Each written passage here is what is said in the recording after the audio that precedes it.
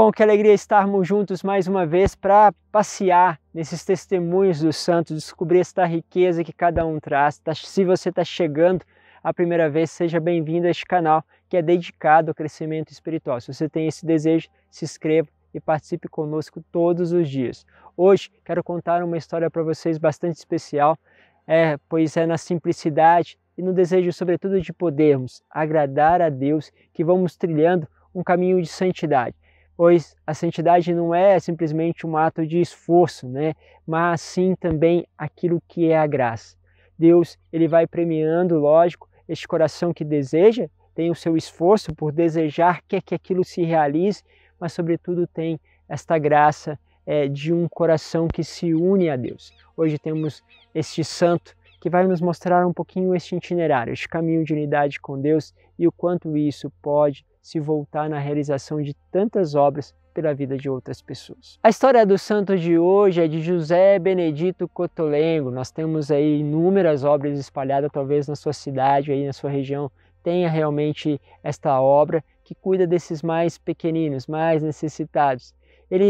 São Cotolengo, ele trabalhou justamente uma filiação, um desejo de cada vez mais proximidade com Jesus e também com Maria. Isso vai nutri-lo, vai formá-lo, um desejo de um amor fraterno, de um coração que ama de forma desinteressada aqueles que têm uma orfandade natural, ou seja, que aqueles que têm esta orfandade e que precisam de ser gerados por um coração que é capaz de se dilatar, vamos dizer assim, de se abrir para acolher aqueles que tanto precisam. Quando você olha para o seu coração, você percebe esse dilatar. Quando nós nos aproximamos de Deus, essa intimidade, você vai perceber que Ele vai dilatando o nosso coração para essa acolhida. Ele nasceu na região da Itália, desde a infância ele teve provas mesmo assim da sua vocação, sendo encontrado um dia medindo um dos quartos da sua casa com o objetivo de saber quantas camas caberia para acomodar ali doentes, Então, desde criança já queria ali colocar dentro do quarto as pessoas para acolhê-los.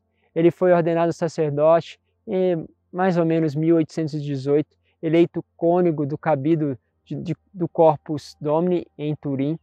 José deu início à sua obra fundando a pequena casa da Divina Providência. Olha que bonito, esse nome já expressa aquilo que é o coração dele, onde ele acolheu então inúmeros enfermos e abandonados.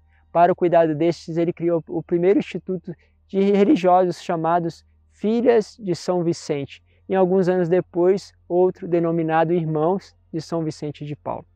Esse caminho que ele faz, que ele quer, veja, vai dilatando, vai colocando mais pessoas que vão se interessando religiosamente por aquilo, mas também que vão acolhendo cada vez mais pessoas. Muitos foram justamente as dificuldades, achavam-se dificuldades por causa de recursos, foram perseguidos por credores que incompreendiam aquilo que exigia os pagamentos de dívidas depois que eles tiveram. Por outro lado, via também crescer o número dos protegidos das pessoas, mais provação, mais se crescia a obra. Então, acorriam essa pequena casa, Então, cada vez mais as pessoas iam ocorrer nessa casa, mais provações eles passavam. Muitas vezes essas coisas vão se interligando. Acho que você já percebeu isso na sua vida. Às vezes as provações crescem na medida em que também a graça cresce. Vai um acompanhando o outro, porque Deus ele faz isso para o nosso crescimento.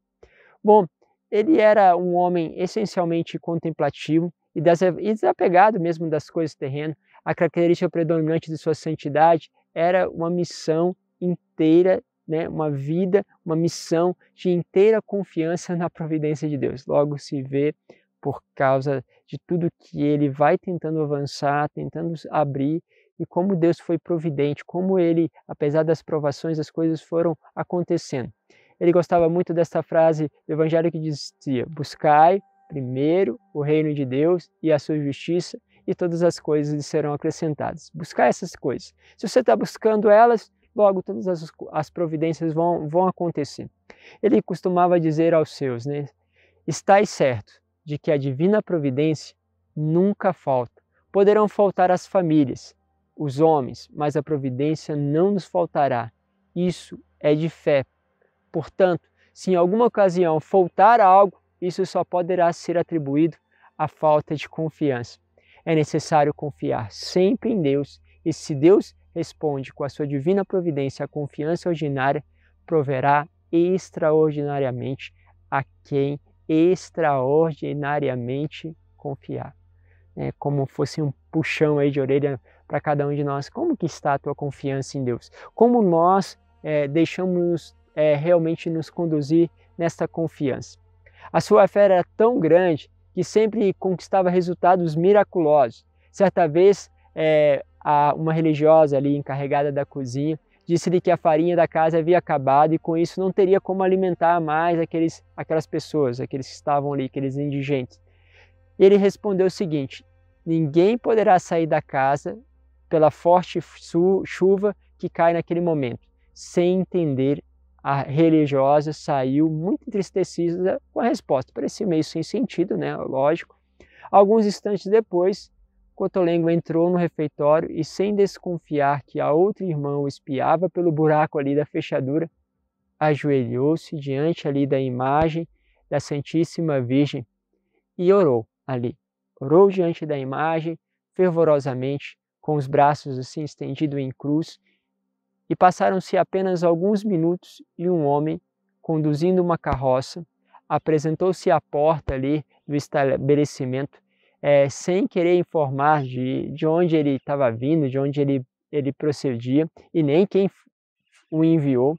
Ele declarou ter o encargo de depositar na pequena casa toda a farinha que trazia no seu veículo. Olha só que interessante. Começa a chegar aquela providência extraordinária. As freiras logo acorreram alvoroçadas para contar tudo ao cônego, a contar ele, e acolheu a notícia sem manifestar a menor surpresa, e tranquilamente lhes deu a ordem, então, de fazer o pão. Ou seja, a chuva estava por vir mesmo. A chuva de graça, a chuva daquilo que é a providência de Deus que vai abundando. Outra ocasião, ele viu-se numa situação ainda mais apertada. Um dos credores chegou mesmo a ameaçá-los de morte caso não pagasse a dívida naquele instante. Ele desculpou-se, pediu-lhe para ter um pouco mais de paciência e prometendo fazê-lo tão logo fosse possível o pagamento. Mas o homem mostrou-se inflexível, ele mostrou bravo lá com a situação. Sem mais, tirou de dentro da veste uma arma com a qual se dispunha a acabar com a vida mesmo de José. Desafios, Quantas vezes acontecem situações desafiantes. Num gesto, então, assim, ele, o que faz, Ele levou a mão no bolso, o santo, para sua grande surpresa, encontrou um rolo contendo exatamente a soma declarada. Então, foi num gesto de meio assim, tira, de repente, estava o dinheiro no bolso dele.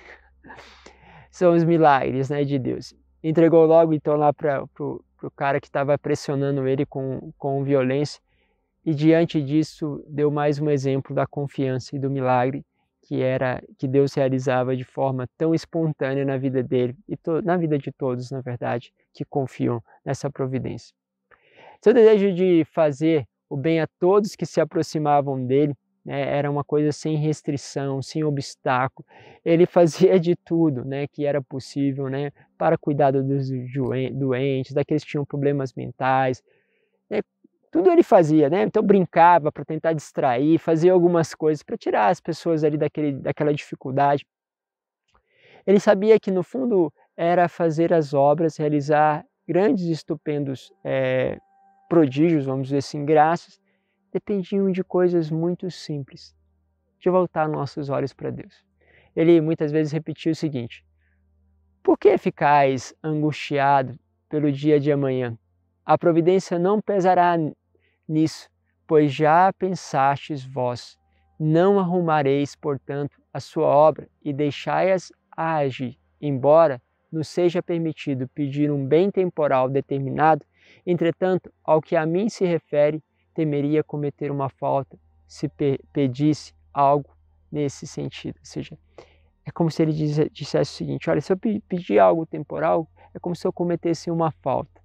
Mas, ao mesmo tempo, a providência já sabe antes do que eu peço, Ele vai fazendo este caminho realmente assim de intimidade, de graça, na presença do Senhor. Bom, ele então falece em 1842, deixando como legado os anseios do coração e a vida de uma alma que esteve unicamente voltado à glória de Deus.